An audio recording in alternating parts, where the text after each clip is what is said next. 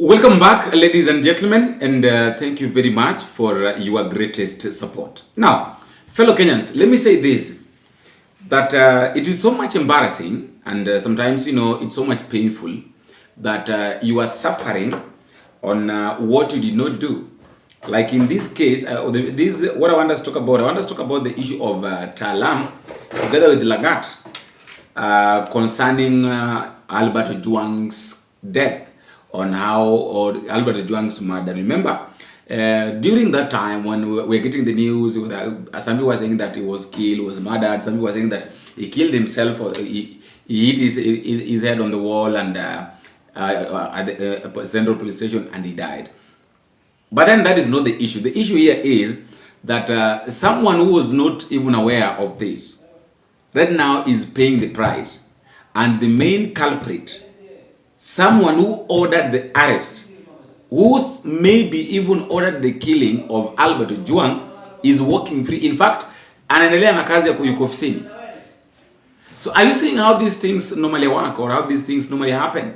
Sometimes you carry the burden of another person. Sometimes you're being accused, and then you end up suffering.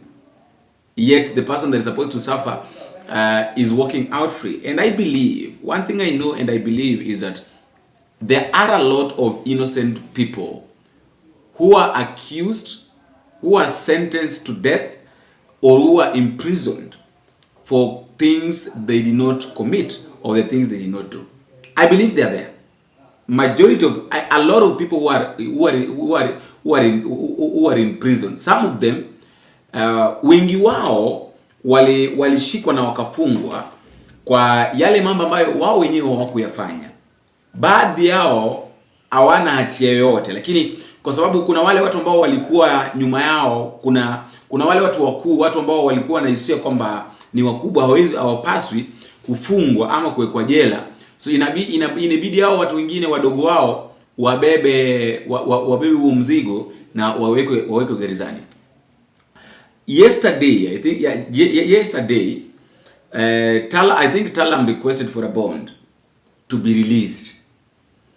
But what is funny is that the court denied Talam that bond. This is what it says, that Talam denied bond.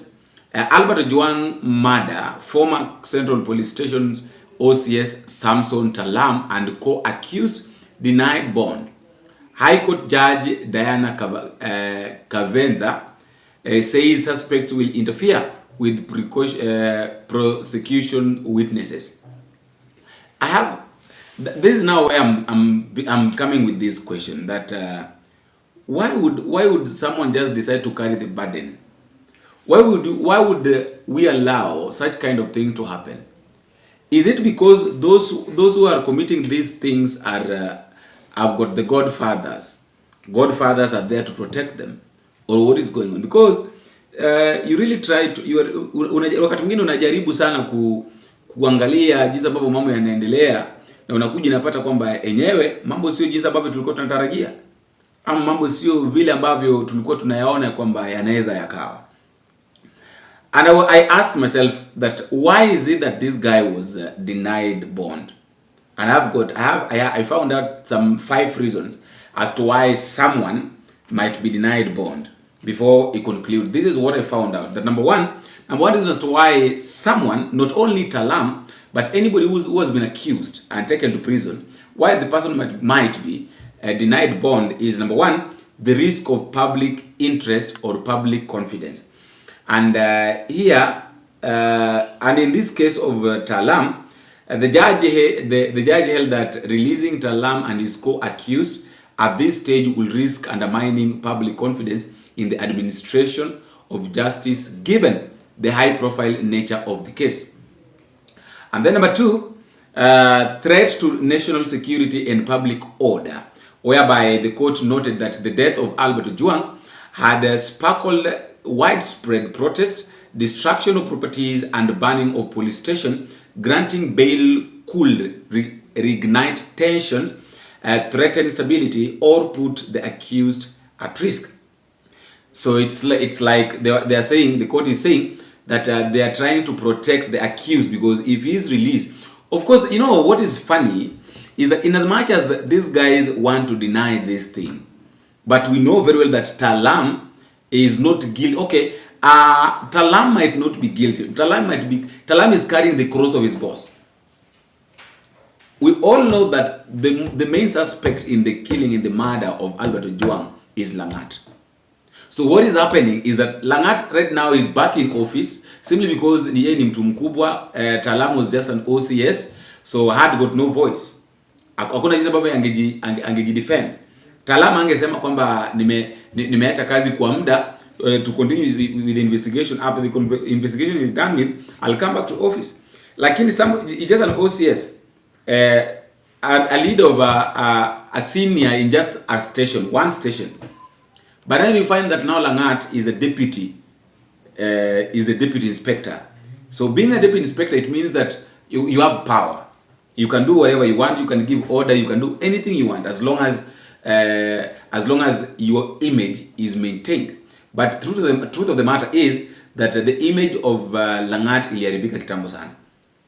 So whether they're saying that they fear for the life of Talam, that he might be killed by the public, but I don't think if the public can kill, maybe, but I don't think if the public can decide to kill Talam. The third thing is potential interference with witnesses or investigations, whereby they're saying that the court is saying that the prosecution urged and the court considered that releasing the accused might interfere with ongoing investigation or the testimony of key witnesses.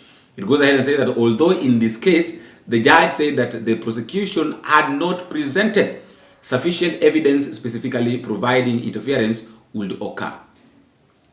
So which evidence do they want? Like wanataka evidence kama gani ili wajue kwamba Ojwang aliuawa. Ojwang aliuawa na alishazikwa. How many months ago?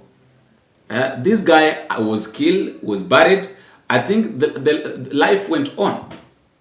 So hii mambo ya watu kujaribu tu create stories, you know, they're just trying to create things, something out of nothing. You know, they want to make sure that they achieve their goal. You know what is happening? That is what is happening. They want to make sure that they clear the name of the problem. The main problem here that I've learned is that these guys are trying as much as they can to clear the name of Langat. They want to make Langat be a pure guy. That is why all these things are happening. And then the fourth one is they're saying that the court discretion and bail guidelines, whereby the judge emphasized that the bail is not an absolute right. Under Kenyan's bail and bond guidelines, bail may be refused when granting it will jeopardize public interest, national security, or confidence in the system, in the justice system, of course. And then the last one is waiting for witnesses' testimonies, procedural stages. However, the judge said that the bail application could be renewed later, for example, once key civilian or police witnesses from the central police station have testified. So I have a question. I have a very simple question to ask here. They're saying that they might renew the bail if the key witnesses at central police station give their testimonies. So these key witnesses, they want to give their testimonies on whose side? Are they on the side of Talam or they're on the side of Ojwang? Because I really followed that case. I really followed that process, the case during the death of the killing, the murder of Ojwang, and I realized that at a central police station, every police officer was saying that they didn't know what was happening. Actually, they said that they didn't know that Albert Ojwang died there. Because according to them, they were saying that Ojwang alienda kakufa hospitalini. Wengine nasema kwamba hawakujua, hata wengine walikuwa nasema hata Ojwang hakuenda central police station. So on whose side are these people going to give their testimonies? Yes, they are witnesses, but on whose side? Those are the kind of questions that we really need to ask. You see? But now my question is this. Before I give you a chance at the comment section, my last question is this. Let me just ask under this. That why is it that we'll keep on doing this? Why is it that this kind of things will keep on happening? Protection every now and then, people being protected simply because they have godfather, simply because they are untouchable. For how long will we have that untouchable mentality that people will just keep on doing things and they walk scot-free without anybody questioning them. It's so much embarrassing. The second story, as I wind up, is the issue of the Gen Zs. And I would like to say this, that there is something that we really need to look at here. You know, this issue of the Gen Z's revolution is not only in Kenya. And anybody who is saying that the Gen Zs in Kenya are forcing things to happen the way they want is wrong. Why am I saying that? I'm saying this because there are 3 countries, actually there are 4 right now, 4 or 5. One succeeded, that is Nepal. Nepal succeeded by doing away with their rogue politicians, rogue leaders. They brought in new officials. And what I was really happy with is that the new prime minister, the lady who came in, she decided that she's going to bring people in, but now not politicians. Those people who are holding dockets in Nepal right now, be it the ministry, be it the CS, all the ministries, be it the CS of Treasury, all those ministries are being held by people who are not politicians. Right now, and everything is just moving on smoothly. Right now, you can't even hear the case of Nepal again. Why? Because they have got new leadership. They decided that, okay, Kenya started this, but now let us show them how this thing normally works. Right now, when you go to Madagascar, Madagascar also are following the suit. The Madagascar Gen Zs are on the streets. Go to Nigeria. Nigeria also are planning to do the same thing. Those some people are saying that Nigeria people watu wanaogopa, mara nini they can't do anything. Wakijaribu Tinubu atasema shoot to kill, because that is what Nigerian police officers are trained. They're trained to kill their own. Go to Morocco, the same thing is happening.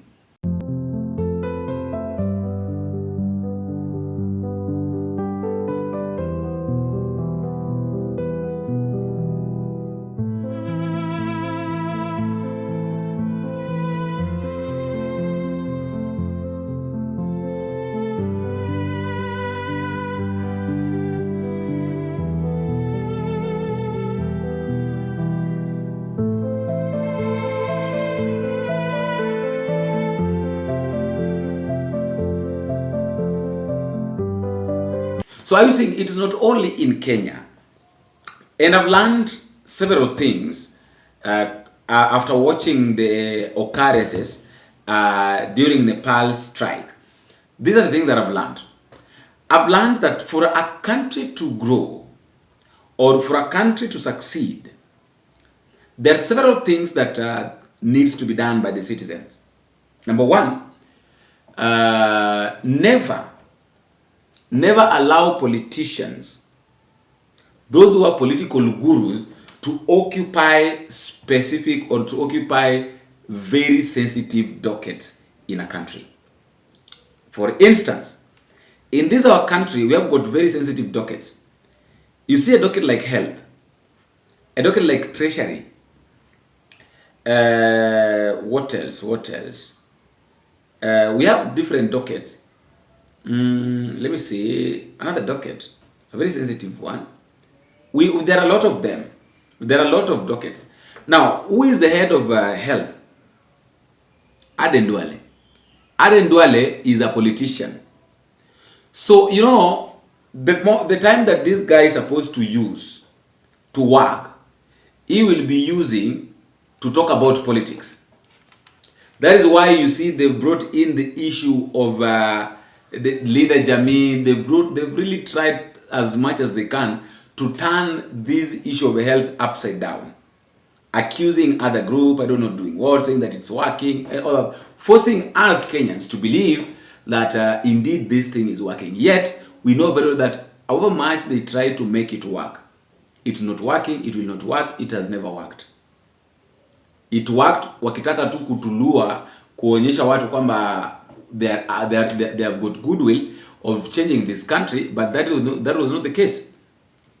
Look at the docket like treasury being held by politicians. Ni wakati mgani utafanyia wananchi kazi? Ni wakati mgani ambapo utadeliver? Na ni wakati mgani ambapo ukipewa nafasi kwenye mrengo wa kisiasa ama kwenye jukwaa utakuwa unazungumza kuhusu siasa. That is why you find that in Kenya there is nothing that can happen. No change completely, because the people that are leaders have really made this thing look like it's normal.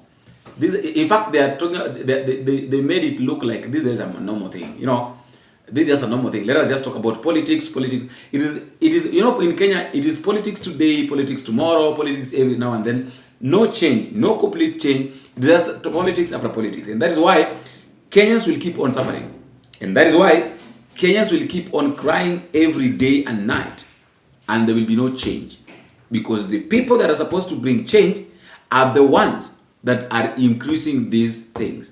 They're the ones that are ni kama mtu amekatwa, ni kama umekatwa, kidonda kinaonekana.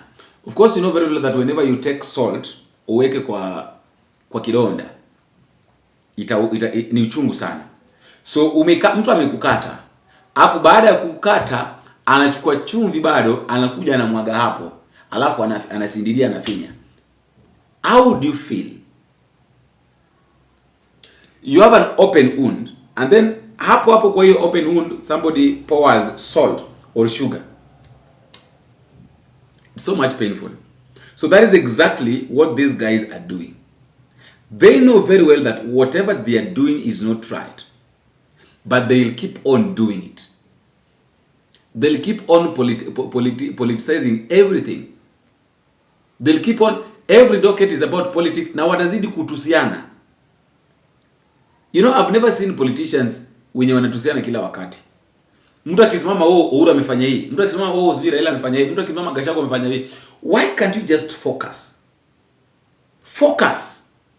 Please, these guys should focus and make sure and understand that we gave them permission to work for us. Sasa hatukuwapa nafasi waende waanze kutusiana. No. After all, guys, that's just my thought, and that is all I have for now. Let me know what you think in the comment section, but don't forget to drop me a comment, tell me what you think and where you are watching this video from. Until we meet again, I've been your host, BOMBSHELL. Bingo.